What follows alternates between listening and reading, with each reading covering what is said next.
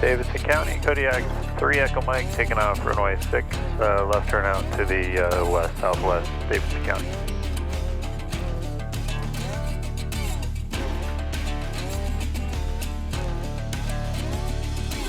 So what's the purpose of having ForeFlight running on an app alongside the Garmin? Like, why wouldn't you just have the Garmin?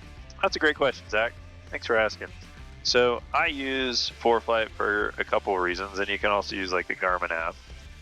But the G1000 NXI has this card here called the FlightStream 510, and it connects via Bluetooth to both ForeFlight and Garmin Pilot. And a couple things that I like to do, since the Kodiak goes into so many sort of odd, random airstrips, not all of them are in the database for the G1000.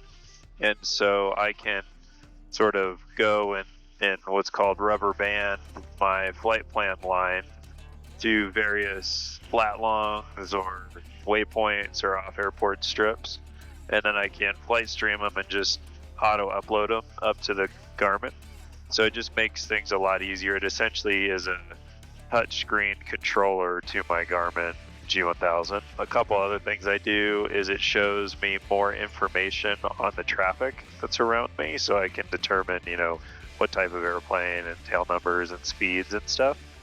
Or also to see, like, I can click on these little traffics and see what's called their like breadcrumb trail, and I can see like this guy's obviously just going this direction, but if he was doing circles or training, I could better determine like, oh, that traffic might turn back into me because they're just out here doing training or whatever. And then third, I use it for my logbook. So it's got this record function, and then I can go back and see like my speeds and altitudes or airports or waypoints or how many landings I've done. So it's a easier way to sort of do auto upload to my digital logbook.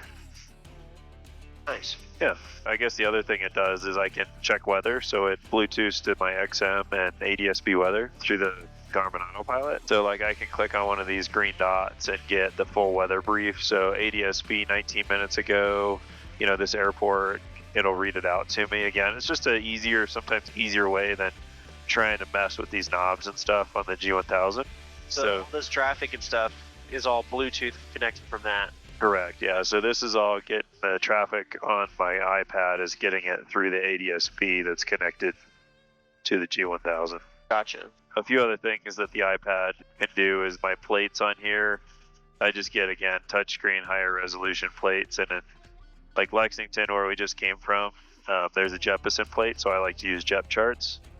There's some smaller airports that don't have JEP charts that actually have ForeFlight charts that I can't get on the G1000. I have Jeppesen charts on the G1000, but not the ForeFlight chart. So, again, it makes my viewing airport diagrams and approach plates and like approach procedures, departure procedures, all the charts. It's a little bit easier to deal with on the iPad. Pretty cool. Yeah.